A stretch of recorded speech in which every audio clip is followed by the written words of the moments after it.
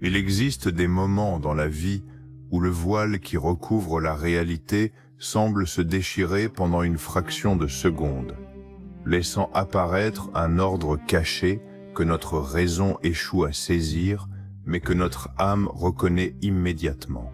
Tu penses intensément à quelqu'un que tu n'as pas vu depuis des années, et soudain le téléphone sonne, et c'est précisément cette personne. Tu te poses une question existentielle en marchant dans la rue, et une affiche te répond mot pour mot. Tu rêves d'un scarabée doré, et le lendemain, un insecte rare cogne contre ta vitre. Nous balayons ces événements en murmurant le mot qui tue toute curiosité, coïncidence. Mais d'après Carl Jung, ces coïncidences ne sont pas de simples accidents statistiques. Elles sont les lettres d'un alphabet divin que l'univers utilise pour dialoguer avec notre conscience, pour la guider et parfois la bousculer hors des rails de la pensée rationnelle. Avant d'aller plus loin, je veux te poser une question. As-tu déjà vécu une coïncidence si troublante que tu n'as jamais osé en parler de peur de passer pour un fou? Dépose ce souvenir en commentaire sans crainte, car ici, nous explorons ce que le monde refuse de regarder. Pour comprendre les synchronicités, il faut accepter de démonter la prison mentale du rationalisme qui nous fait croire que tout événement doit avoir une cause mécanique. D'après Carl Jung, la psyché et la matière ne sont pas deux substances séparées.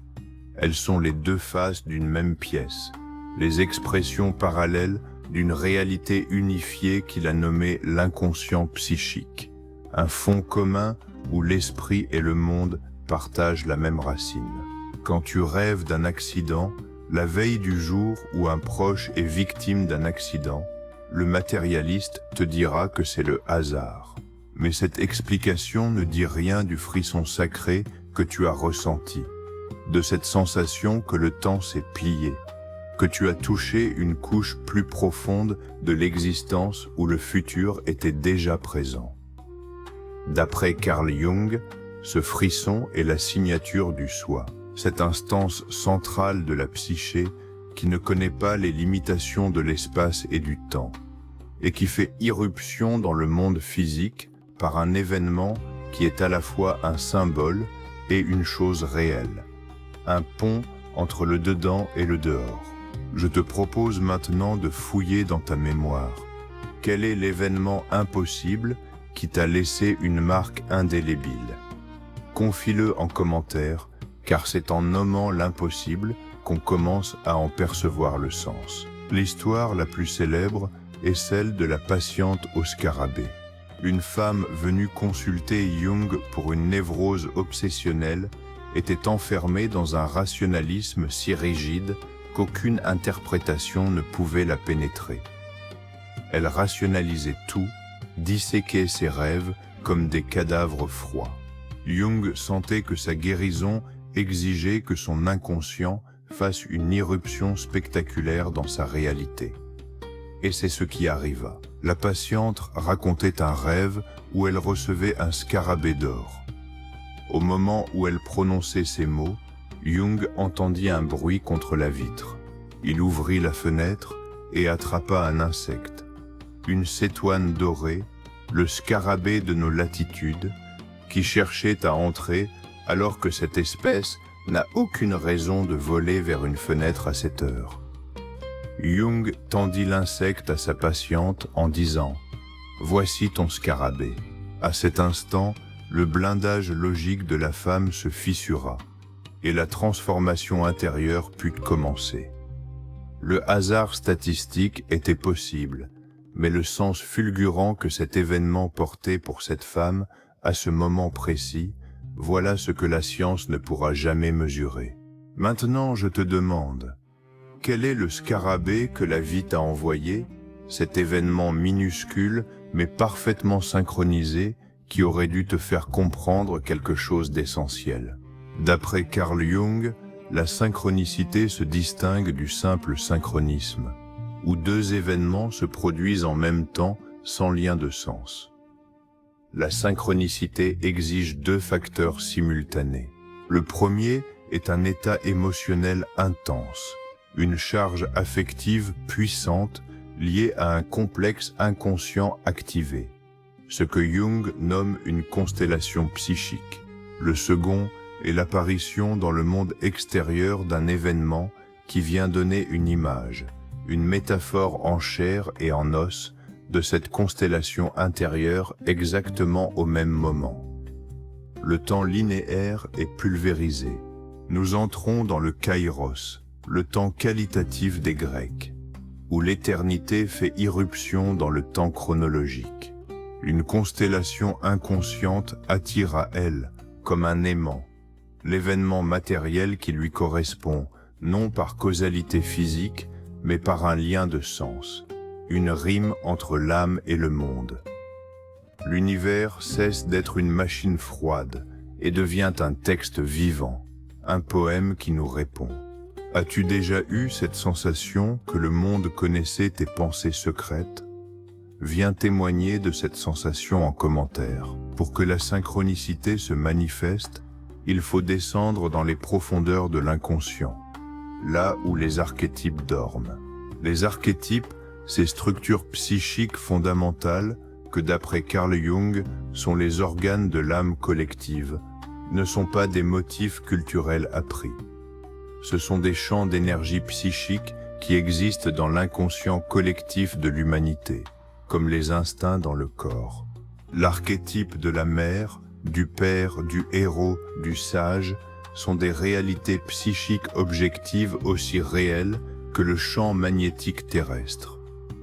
Quand un archétype est activé en toi, quand le héros se réveille parce que tu dois affronter un dragon, ou quand la grande mère se manifeste parce que tu traverses une gestation créative, cet archétype crée un champ de force qui aimante la réalité, et la matière obéit à l'ordre du symbole.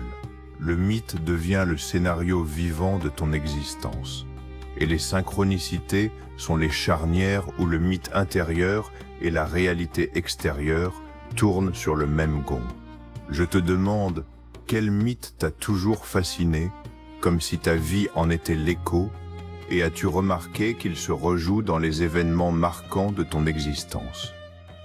D'après Carl Jung, les synchronicités surviennent lors des moments de crise, de mort et de renaissance symbolique. Quand l'ego a épuisé ses ressources, quand la nuit de l'âme est si noire que le courage s'est éteint, le soi orchestre une irruption du sacré à travers une synchronicité qui brise l'ornière. La synchronicité est la baguette magique du soi pour fracturer la prison des habitudes mentales.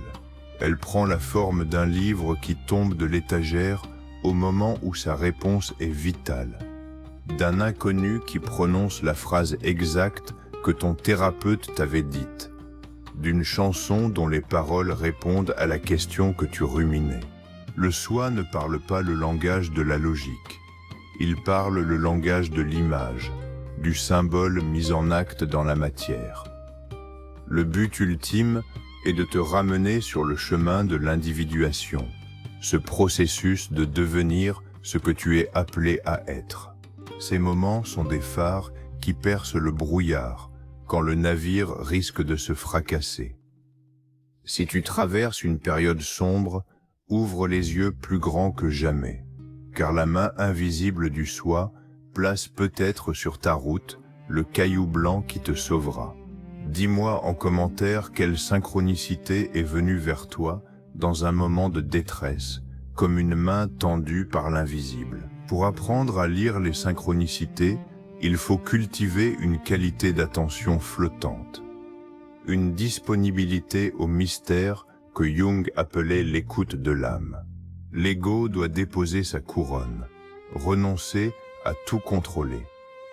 Il faut entrer en dialogue avec son inconscient par l'attention aux rêves, ces synchronicités nocturnes. Un rêve noté le matin peut devenir la clé qui déchiffre, 3 jours plus tard, un événement qui serait passé inaperçu. Il s'agit de développer le sens du merveilleux, cette capacité à s'étonner, à voir dans la réalité un organisme vivant avec lequel converser. Le scepticisme est le principal ennemi de la synchronicité, la porte blindée que le soi doit défoncer. L'humilité face au mystère est la clé d'or qui ouvre la serrure des phénomènes. Alors je te pose cette question. Es-tu prêt à suspendre le jugement rationnel qui étouffe la magie, à déposer les armes du cynisme et à t'ouvrir au dialogue secret que l'univers t'invite à engager? Il faut cependant mettre en garde contre les pièges de ce chemin. Le plus dangereux est ce que d'après Carl Jung, on appelle l'inflation psychique. Ce gonflement de l'ego qui se prend pour un élu, pour le centre de l'univers. Voir des signes partout, croire que chaque pigeon est un message des anges, c'est sombrer dans un délire d'interprétation qui est l'ombre de la véritable synchronicité.